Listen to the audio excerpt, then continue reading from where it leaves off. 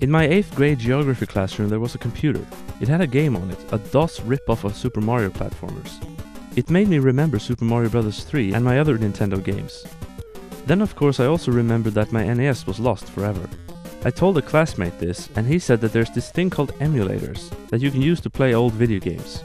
He gave me a link, which I tried as soon as I came home on my blazing 56k internet connection.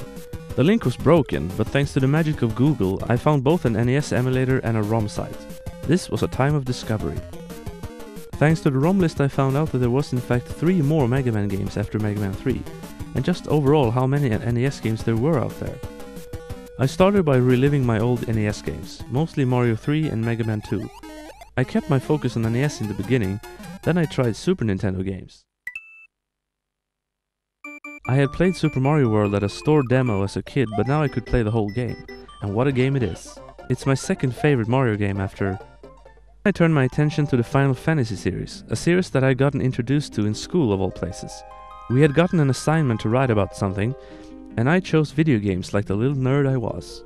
I wrote about the different genres of video games, and I remember putting Carmageddon in a category of its own since it mixed racing and violence. Anyway, I glanced over at a classmate's assignment and he was writing about one game, Final Fantasy VII. He had put in pictures of Cloud, Vincent and Tifa as I recall on his paper, and I was intrigued. It looked cool. When I started emulating later on, PlayStation was out of my computer's league, but I still wanted to try a Final Fantasy game. I downloaded the next newest game I could find, Final Fantasy VI, because my logic was that the newer game would be better than the older ones. A logic that is somewhat less true today. I got into Final Fantasy VI relatively quickly. When I saw that intro with the Magitech armors walking towards the town in the snow, I knew this would be a good game. I also got hooked on the gameplay and its sense of tactics, but I only got as far as Mount Colt before I got stuck. I had just beaten Vargas and then I didn't know where to go. I walked back onto the world map, wandered all around, then gave up. I was being stupid. I didn't realize that I should have walked through the cave opening that Vargas was standing right in front of. In the meantime, I turned to another RPG that I found, Super Mario RPG. This game captivated me and it was a great RPG to start with. In one sitting I played it for 11 hours. That stood as my record for 8 years. After finishing Super Mario RPG, I went back to Final Fantasy VI and got to experience its full glory. Then I played the other Final Fantasies in this order: 1, 4, 5, 3, 2. 3 and 2 I could play thanks to the translator Neo Demiforce. My Super Nintendo emulator had an issue with translucency. It affected games like Mega Man 7 and Rockman and Forte, where the water you're under was solid, and you couldn't see Mega Man at all, making the game impossible. And once again my lack of knowledge had made my life harder, because ZSNES did have a function to disable layers, and with that I could have simply turned off the water layer and played it. Overall, how many games there existed out there blew my mind. Growing up, the only systems I knew of were the NES, Game Boy, Super Nintendo, Sega Mega Drive, Sega Game Gear, Commodore 64, and PC. Through the magic of emulation, I found Sega CD, 32X, Neo Geo, Neo Geo Pocket, WonderSwan, Atari 2600, TurboGrafx 16, MSX, and many more. Though on my Pentium 166, the most I could emulate was Game Boy Advance on speeds below 80%. PlayStation, as I said, was out of my computer's league. But luckily I bought a real one later on, a modded one that came with some games. Included was Final Fantasy VII, but for some peculiar reason, only discs 2 and 3. I eventually bought Final Fantasy VII used from some housewife, and then played it. Like Super Mario World, it was great, but it didn't overthrow the previous game in the series. But I did have one of my most memorable experiences with Final Fantasy VII. I was fighting Sephiroth, the final boss, and 2 of my 3 characters were confused, Minnie, Toad, Mute and so on.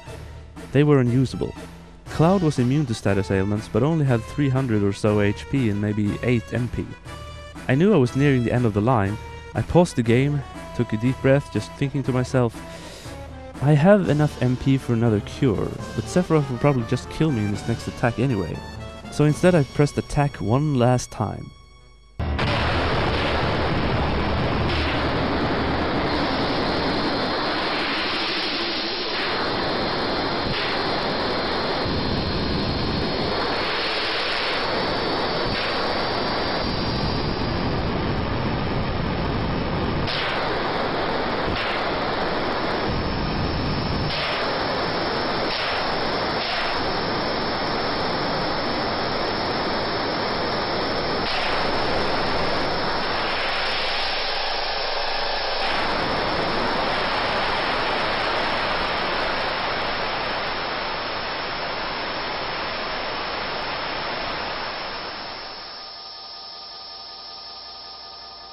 After finishing Final Fantasy VII, I wanted Final Fantasy VIII, but it was too expensive for me in stores, so I came up with an alternative.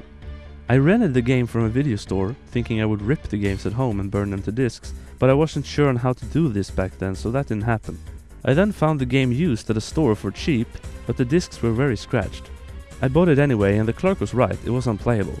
However, I carefully peeled off the rental stickers off the good discs, put them on the scratch disc in the exact same places, then I returned the scratch disc to the store and kept the good ones.